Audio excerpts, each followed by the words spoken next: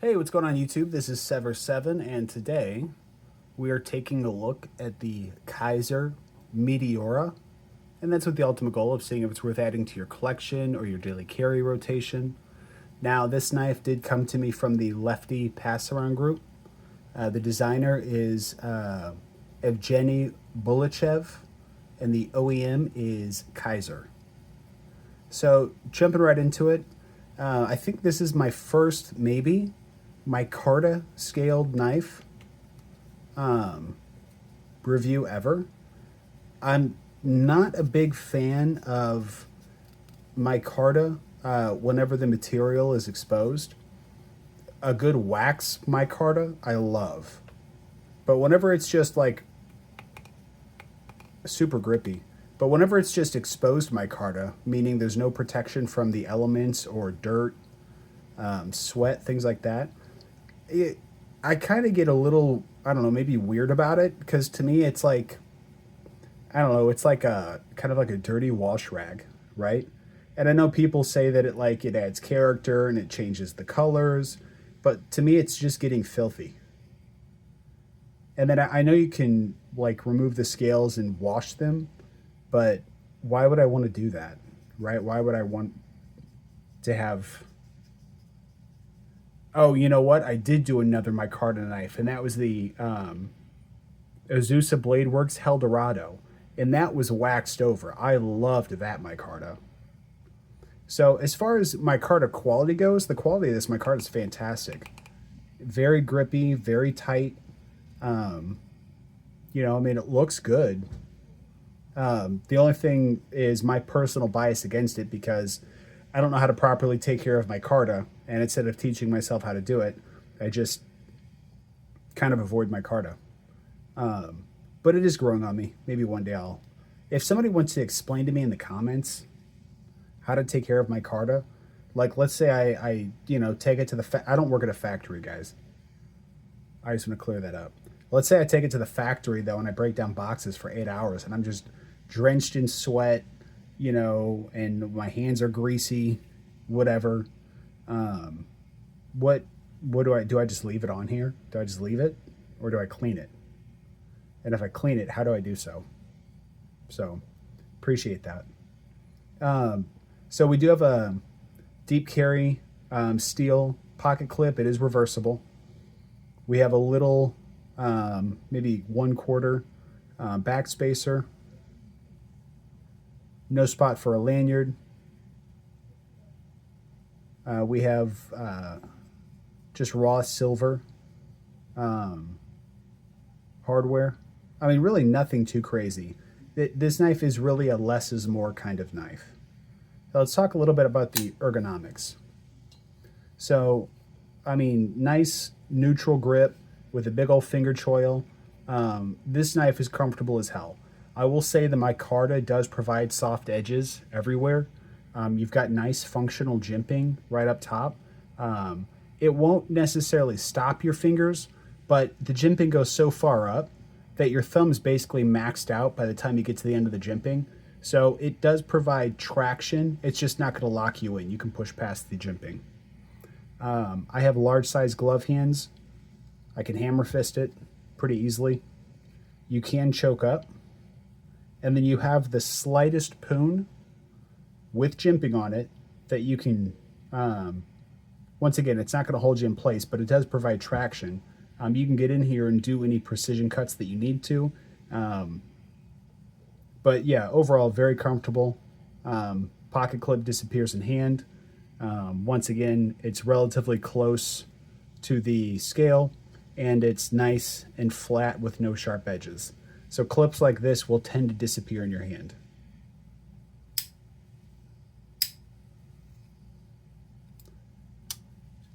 Overall, the ergonomics, though, are fantastic. Very comfortable. Now, as far as this blade goes, we have kind of a, that still counts as a harpoon. We have a harpoon sheep's foot. Super high flat grind with a nice swedge up top. Somebody called me out for, I guess, romanticizing the swedge. So I'll just say it's a very nice swedge. No, I'm kidding. Super charming swedge. Very handsome. But I mean, built very much for slicing. This is the type of knife you take to the factory for 8 hours and break down boxes. Super slicey blade. We are rocking Nitro V, which is going to, that should tell most of you guys that this is going to be a more budget oriented knife. You know, Nitro V is not a premium steel. It's a functional steel. It'll do what you need it to, but it's not something that you tend to find on knives that are over $100. I mean, don't get me wrong, some custom makers use it, but typically not production knives over $100.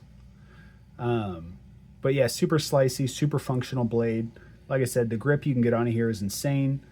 You can do any precision cuts you need to. I mean, this is just a very high utilitarian EDC blade that can take on some of the more sophisticated slicing tasks that you might need it to.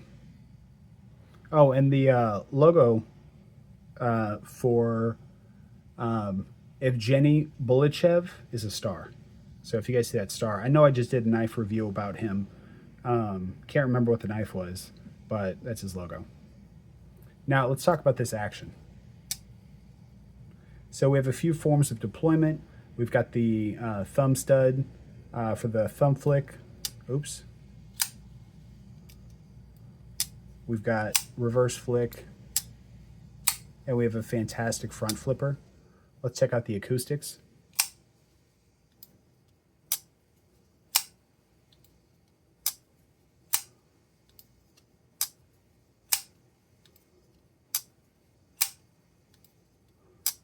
Acoustics are solid. We have a nice positive sound whenever we lock out. We have a nice, let me do that again. We have a nice little clack at the bottom. This sound isn't special, but it's loud. You know, it's audible. You know, so still enjoyable. The action itself, though, feels fantastic. It feels very snappy. It rockets out pretty leisurely.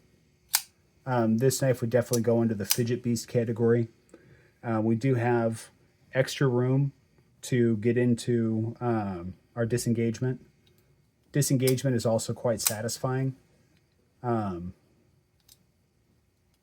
to think of how to describe it.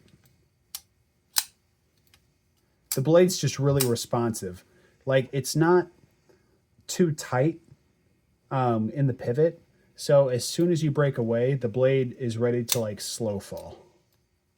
Let's actually see if we can pass the 369 test. We call it that because we have the handle pointing to about the 3 o'clock, the blade pointing to about the 6 o'clock, and we're going to rotate to the 9 o'clock position with the handle. And what we want to see is we want to see the blade. Okay, did I help a little bit? I might have. Come on. There it is. So it needs the tiniest bit of help. But this is how you know. Oh, it didn't need help at all that time. This is how you know you have good action on a knife. When you can put the handle to the 3 o'clock, you can put the blade to the 6 o'clock. Come on. Just do it. Just do it. You did it before. Okay, I had to help it out. Come on. Come on. Come on. There it is.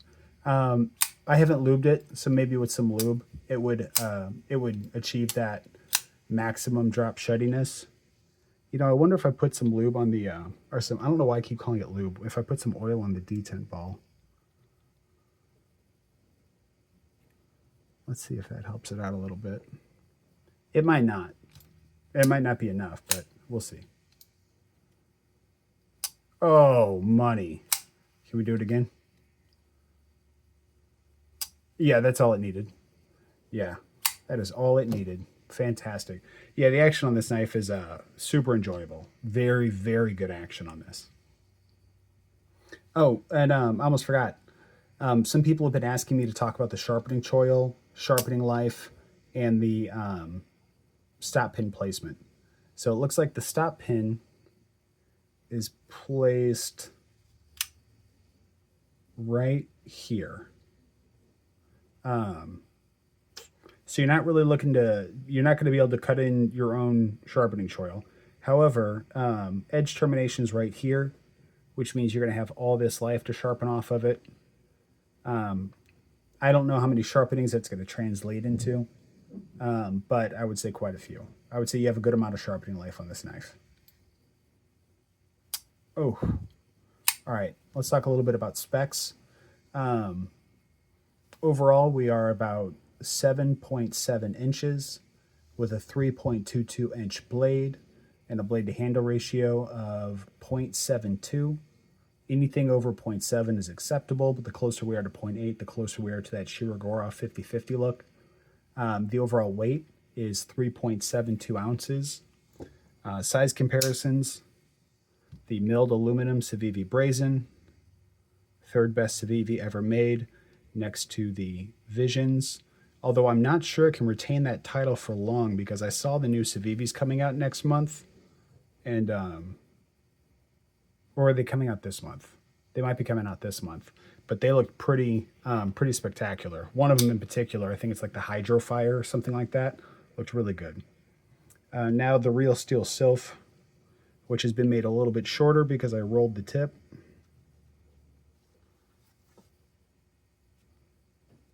And then my favorite budget knife of the year so far, the Migron Gotov, coming in at sub $30 for D2 and aluminum and gray PVD.